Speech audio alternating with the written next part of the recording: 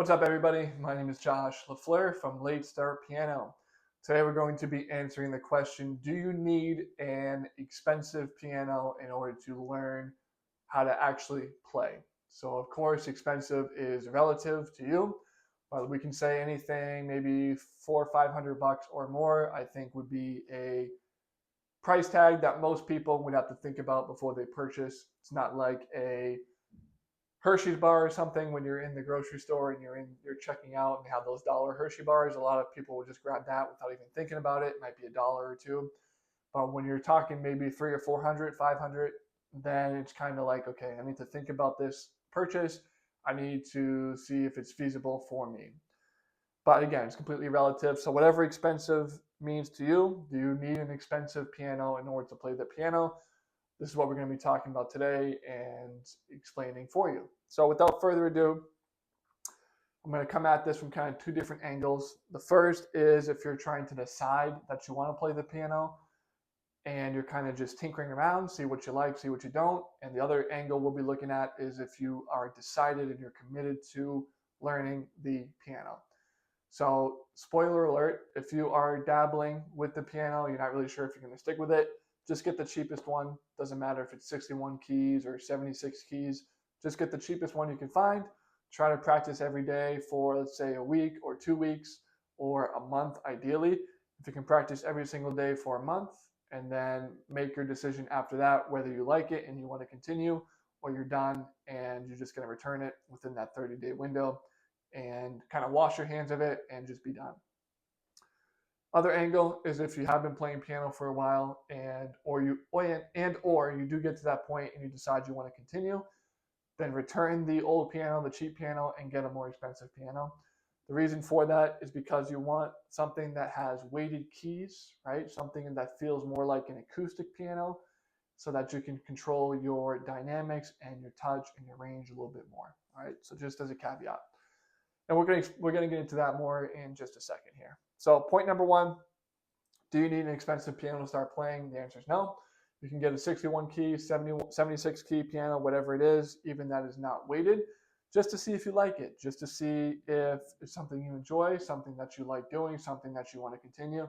You don't have to go out and buy a $3,000 piano immediately because you might not like it, it might not be feasible, and you can still learn fairly well on a cheaper piano, even if it doesn't have weighted keys within that first 30 days.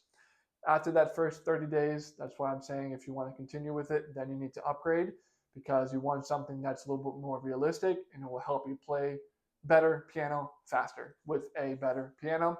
That's just the way it is. Point number two is, again, weighted versus semi-weighted keys. So if you don't know, the way an acoustic piano works, an acoustic is non-digital. So this is a digital piano. You plug it into the wall and you can play. A acoustic piano is one that actually has hammers and strings, and there's actually force behind it. When you press down the key, the hammer action goes up, it hits the string vibrates, and then you get that sound that you can actually hear, right? So acoustic piano, the way those work is at the bottom end of the piano, in the bottom range, the strings are much thinner, right? The strings are much thinner, and when you press down the key, the hammer that hits those strings is much smaller. Same thing if you think of like a guitar, the thin strings have a much higher pitched sound, and the big thick strings, they're much lower pitched. Same thing with the piano. The further down you go to the left on the piano, the higher, further to the right you go on the piano, the higher the strings will be, right? The thinner the strings will be. So I had that opposite. And then the lower you go on the left-hand side of the piano, the thicker the strings will be and the lower the sound. So when you play the highest note, it sounds pretty high-pitched. When you play the lowest note on the left, it sounds pretty low-pitched, right? And the reason for that, again, because in the right-hand side, the higher side, the strings are thinner, hammers are smaller, so when you press that, the string vibrates faster. It's a faster vibration. Faster vibration has a higher pitched sound. When you press a key on the lower end, is a much thicker string. The string vibrates much slower, and it's a much lower pitched sound that you get. And when you have weighted keys, when you press a key up on the top right, it takes much less force for you to press that key down and for a noise to be made, because the hammer is smaller, the strings are thinner, so it takes less force of you pressing down to get noise to come out of the piano.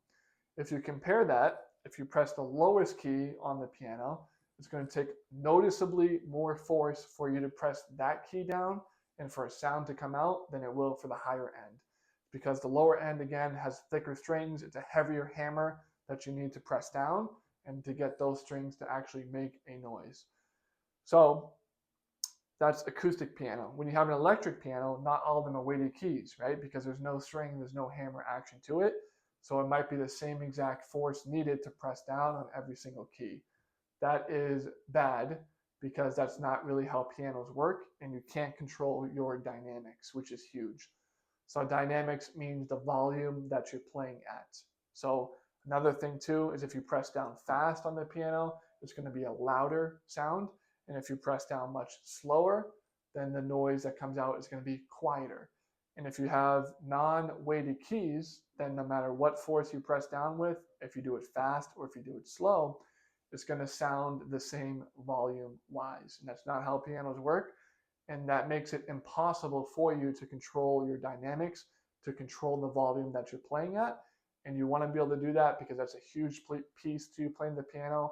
It's how we can convey emotions when playing the piano, is controlling our volume when playing, right? You can think of pretty much any song. There are parts that come in louder, parts that come in softer. That's huge. So you want to have weighted keys so that you can work on that, work on your feel, work on your dynamics and your expression so that you can become a better piano player, right? So I'm saying all of that to say, if you are just starting, you don't know if you want to play the piano, it's okay to get a cheap piano that does not have weighted keys. But if you have already decided that you want to play the piano, or you get to that 30-day mark and you decide you want to continue with the piano, then you really need to upgrade and get a piano with weighted keys. Okay, weighted keys is huge. That's really what you want to have. And I have a Yamaha. This is a digital piano, a P125A. This was maybe 500 bucks, 600 bucks when I bought it, but it's going to last me for 10 or 15 years, right? So it's a good investment. And if you think about it that way, again, once you decide that you're continuing to play the piano and continuing to learn how to play the piano, then it's not that bad because it's an investment. You're going to have it for a very long time, and you're going to be able to play beautiful piano for many years to come. And of course, you can always update or upgrade later if you decide to. So if you want to, get a fully piano now that's 500 bucks, but you have your eyes on a better piano that's 3,000, you can always upgrade later. But as long as you have those weighted keys while you're learning, so that you can control your volume, control your dynamics, and work on your feel, that's the only thing that matters. You can always upgrade later. But the big thing is, again, is to have one with weighted keys. Another point is I would stay away from acoustic pianos in the beginning because they're much more expensive. They are extremely heavy. They take up a lot of room. So they're going to be much bigger, heavier, and you can't really quiet the sound, right? So like if you're in an apartment building or you're in a duplex like I am and you have neighbors close to you or people living above you or below you, then acoustic piano is loud and they're going to be able to hear what you're playing. So you're not going to be able to play it necessarily when you want to. With a digital piano, you just plug it in, you put your headphones in. I got my headphones here, and the noise just goes right through your headphones, so you're not bothering anybody. You can practice in silence, right?